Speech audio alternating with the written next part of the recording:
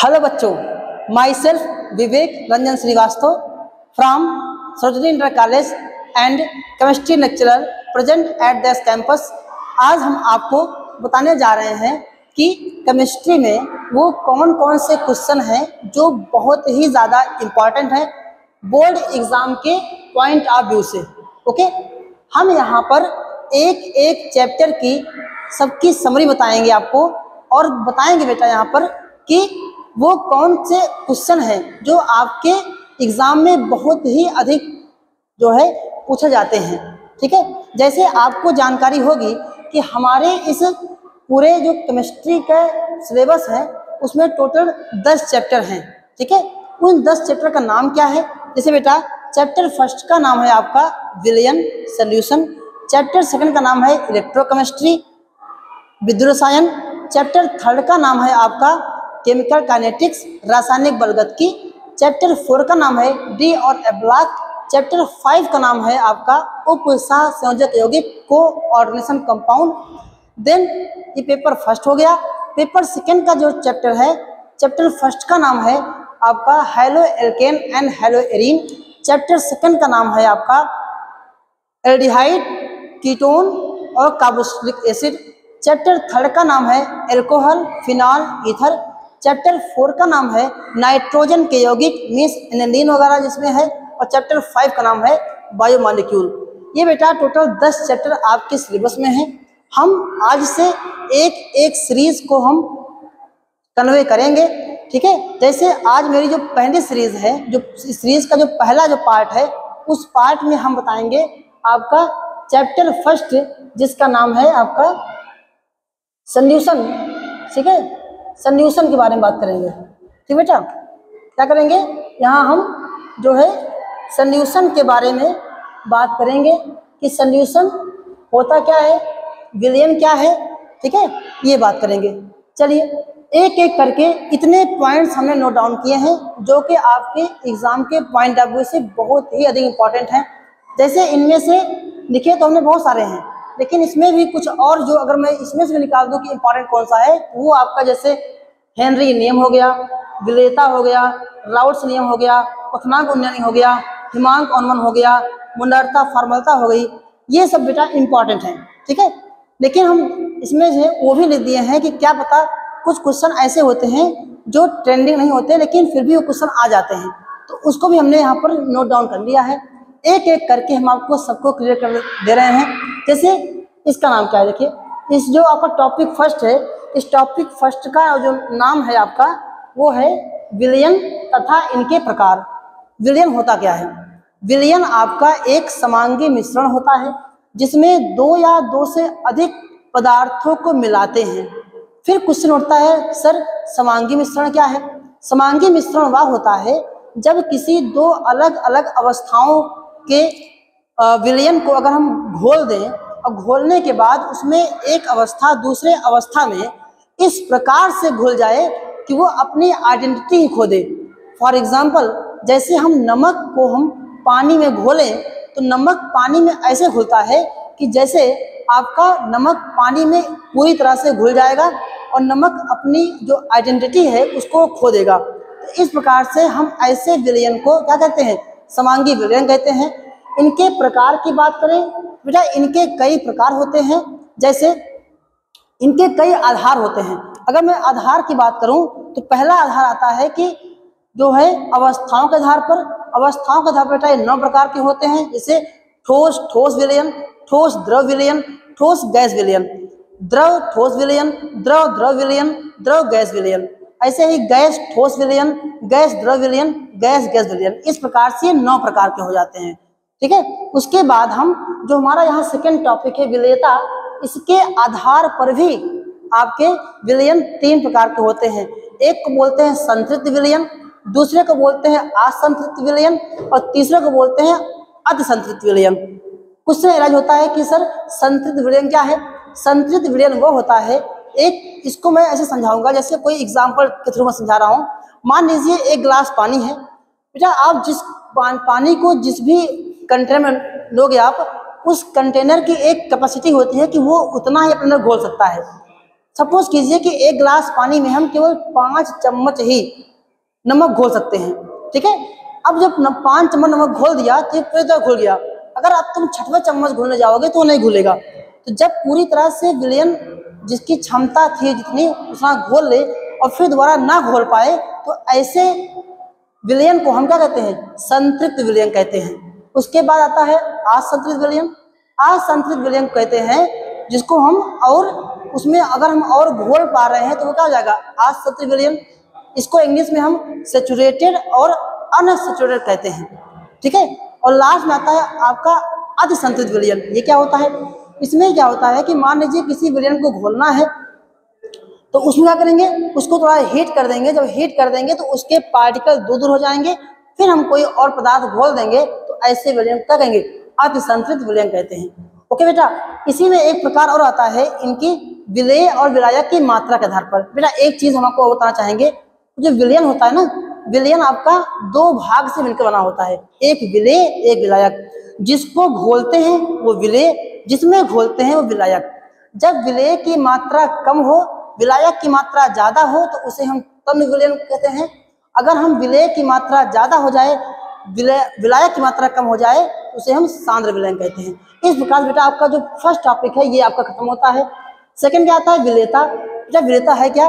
विलेयता कुछ नहीं है, बस समझिए कि कोई भी विलयन है उसकी क्षमता कितनी है किसी और चीज की अपने अंदर घोलने की, ठीक है। बस इसे कहते हैं कि अगर 100 ग्राम विलायक में कोई अगर हम कोई सब्सटेंस घोल दें उसे क्या कहते हैं? उसी को हम विलेयता कहते हैं। अच्छा, ले जाता है इनको कौन कौन से फैक्टर हैं जो इनको डिफाइन करते हैं।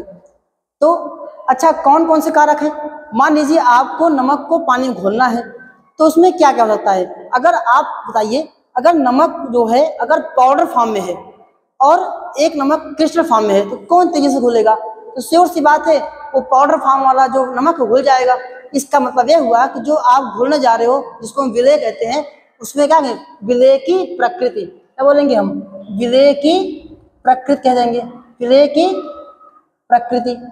अच्छा, सपोज कीजिए जिस पानी में घोलने जा रहे हो वो पानी गंदा हो या उस पानी में अशुद्धियां मिली हो, तब भी आप घोलोगे तो उस तेजी से घुल पाएगा।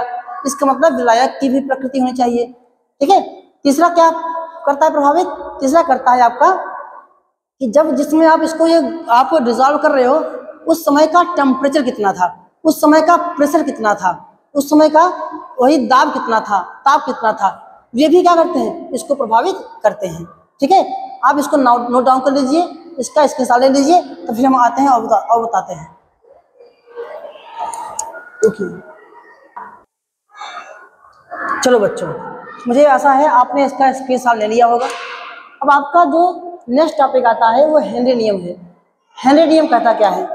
क्या हेनरी नियम कहता है, अगर मान लीजिए आपको बता दें, ये उसका एग्जांपल है आपका द्रव का ठोस में, ठीक है। जैसे मान लीजिए कोई सब्सटेंस है उसको किसी जल में घोलना है, ठीक है, विलायक में घोलना है, तो डिपेंड करता है कि वहां पर कितना प्रेशर लगाया गया है।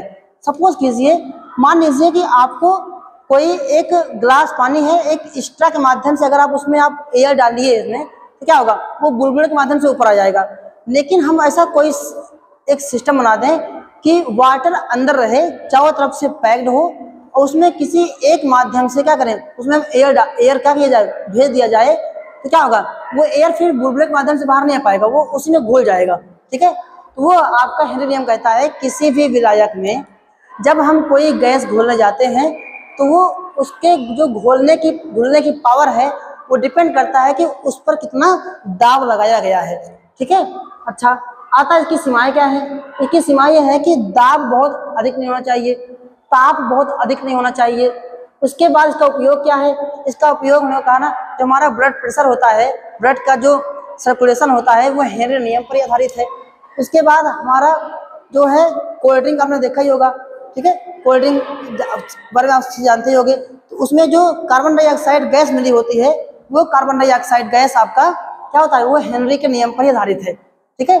देन आते हैं आपका परासरण क्या है और परासरण दाब क्या है, ठीक है। जो आपका परासरण होता है ये होता है कि जब हम किसी भी अवाष्पशील विलेय पदार्थ को हम किसी भी विलयन में घोलते हैं तो वहां पर घुलने के बाद वहां पर क्या पर उसमें चेंजिंग आती है उसी को क्या कहते हैं, परासरण कहते हैं। ठीक है, अब मान लीजिए कोई अवाष्पशील पदार्थ को आपने विलयन में घोल दिया और एक अर्ध पारगम्य झिल्ली होती है, अर्ध पारगम्य झिल्ली से शुद्ध विलायक से अगर विलय की ओर वो जो आपका वो अवाष्पशील पदार्थ है वो अगर नहीं जाता है, नहीं घुलता है, तो उसे क्या कहते हैं, उसे हम परासरण कहते हैं। और जिस दाब पर, जिस प्रेशर पर आपका वो परासरण, वो आपका जो पदार्थ है वो विलय से विलायक की ओर नहीं जाता, उसे क्या कहते हैं, उसे हम परासरण दाब कहते हैं। ठीक है, कुछ परासरण दाब के नियम हैं, उसमें से वान ट हाफ समीकरण इंपॉर्टेंट है, जिसमें से आपको वान ट हाफ समीकरण आपको बताना होगा। वान ट हाफ समीकरण आपने जो है एक गैस का इक्वेशन होता है PV = nRT, जिसको चार्ल्स नियम और बायर्स के नियम से उसको प्रूफ किया गया है, उसी को वान ट हाफ ने बस अपना जोड़ करके उसमें क्या किया है, उसमें एक समीकरण बना दिया है। ठीक है, अब आते हैं राउल्ट का नियम।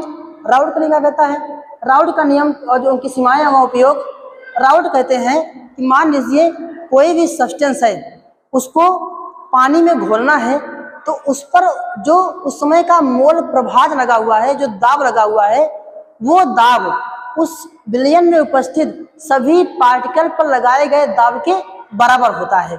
ठीक है, ये हमारा राउल्ट नियम कहते हैं, इनकी भी सीमाएं हैं, इनका उपयोग है। ठीक है, आते हैं क्वथनांक और क्वथनांक का उन्नयन।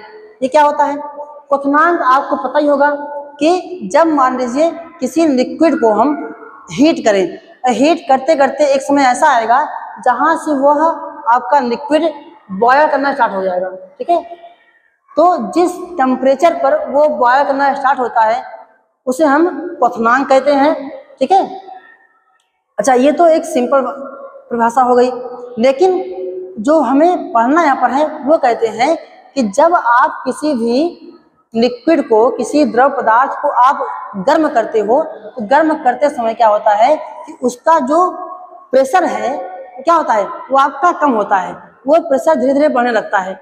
वो प्रेशर बढ़ते इसमें ऐसा आएगा जो हमारा एटमॉस्फेयर है इसके दाब के बराबर हो जाए।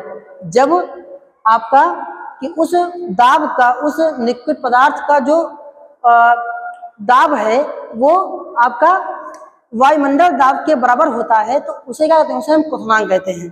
ठीक है, क्वथनांक जैसे बॉइलिंग पॉइंट कहते हैं। ठीक है, अच्छा, अब इसी विलयन में सपोज कीजिए कोई हम अवाष्पशील पदार्थ जिसकी वाष्प न बने उसको घोल देते हैं। उसको घोलने में क्या होता है कि उस पार्टिकुलर विलयन का जो दाब है फिर घट जाता है। ठीक है, जब दाब घट जाता है तो उसको फिर और हीट देते हैं, जब और हीट देते हैं तो फिर वो दाब ऊपर बढ़ने लगता है। वही जो बाद में हीट दिया जाता है ना, उसे कहते हैं एलिवेशन कहते हैं, उसी को हम क्वथनांक का उन्नयन कहते हैं। ठीक है, जिससे कि फिर से जो अवाष्पशील पदार्थ डालने पर जो उसका दाब नीचे आ गया था फिर से दाब बराबर आ जाए, उसको और गर्म करते हैं, इसे कहते हैं क्वथनांक का उन्नयन कहते हैं। ठीक बच्चों, अब आता है हिमांक। क्या होता है बेटा, इसी क्वथनांक का जस्ट अपोजिट हिमांक होता है।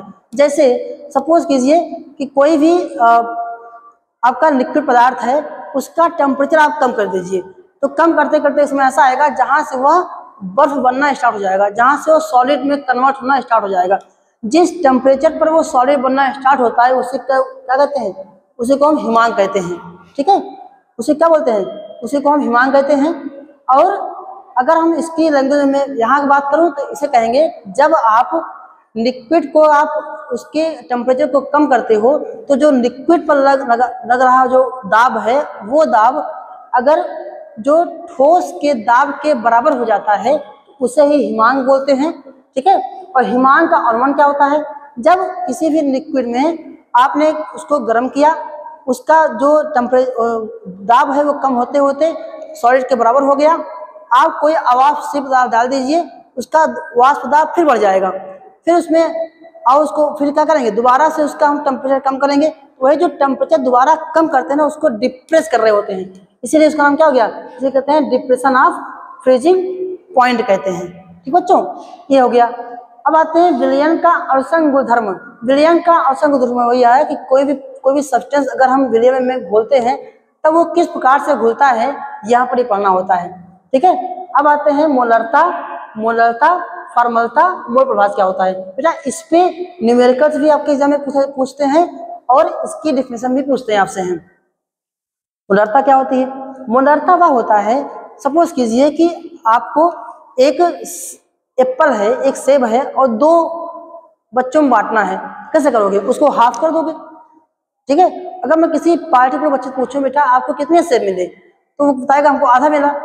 लेकिन अगर मैं इसको मैथमेटिक भाषा में बात करूं तो क्या कहूंगा कि उसको 1/2 मिला है, ठीक है। मीन्स 1/2 मीन्स नीचे क्या होता है, नीचे हमेशा होता है टोटल और ऊपर क्या होता है आपका होता है टेकन होता है, ठीक है। नीचे क्या होगा टोटल, ऊपर क्या होता है टेकन होता है। सेम भैया यही मोलरता बताता है कि मोलरता कुछ नहीं, जैसे विलयन आपका है, विलयन, विलयन में दो पार्ट होते हैं, ठीक है। एक है विलेय और एक है आपका विलायक, ठीक है। अगर कोई विलयन है और मैं बात करूं कि उसमें विलेय की मात्रा कितनी है, तो बोलेंगे, कहोगे आप कि सर विलेय बटे विलयन, ठीक है। सल्यूट अपान सॉल्यूशन को ही क्या बोलेंगे हम ये बोलेंगे कि ये विलेय का इतना पार्ट है मैथमेटिक भाषा में। तो चलिए मोलरता क्या होती है। अगर हम विलेय को ले लें किसमें, मोल में, और विलयन को ले लें किसमें, लीटर में। अगर हम विलेय को ले लें किसमें, मोल में, और विलयन को ले लें लीटर में, भैया इसी को कहते हैं मोलरता कहते हैं। अगर ये ml में रहेगा तो कुछ नहीं, क्या करेंगे इसमें 1000 से 1000 क्या कर लेंगे हम मल्टीप्लाई कर देंगे। अच्छा, अब आता है फॉर्मलता क्या होती है। फॉर्मलता ये होती है कि जहां विलेय है इसे हम लेंगे किसमें, चलेंगे तुल्यांकी भार में लेंगे, ठीक है। अगर विलेय को हम तुल्यांकी भार में लें और विलयन वही लीटर में रहेगा या ml में रहेगा, उसे हम क्या कहते हैं, फॉर्मलता कहते हैं। और मोलरता क्या होती है, मोलरता आपकी होती है, इस बार यहाँ पर जो नीचे विलेय है हम यहाँ पर विलेय लिख देंगे और यहाँ लिख देंगे विलायक, इस बार विलयन नहीं लेंगे, ठीक है, विलायक लेंगे। अगर विलेय को लेने मोल में, विलेय किसमें ले लें मोल में, और विलायक को लेने किसमें किलोग्राम में, तो इसी को क्या कहते हैं, इसी को हम लोग बोलते हैं आपका मोलरता बोलते हैं, मोलरता बोलते हैं। इस प्रकार से हमने आज ये चैप्टर पूरा बता दिया है, एक एक पॉइंट समझा दिए हैं। ये आप लोग नोट डाउन कर लीजिएगा, ये क्वेश्चन बोर्ड एग्जाम के पॉइंट ऑफ व्यू से बहुत ही इंपॉर्टेंट है। एक आपको बताना और है भैया, इस चैप्टर में कुछ न्यूमेरिकल्स हैं, आप वो न्यूमेरिकल आप लोग पढ़ लीजिएगा। अगर आप लोग कहेंगे तो हम न्यूमेरिकल की एक अलग सीरीज लेके चले आएंगे, ठीक है। उसके वहां पर केवल न्यूमेरिकल बता दिया जाएगा, क्लियर। तो इस प्रकार इसको पढ़िए आप लोग मन लगा करके। अगर ये कंटेंट अच्छा लगा हो तो इस चैनल को सब्सक्राइब कीजिए और हमें अपना प्यार दीजिए। धन्यवाद।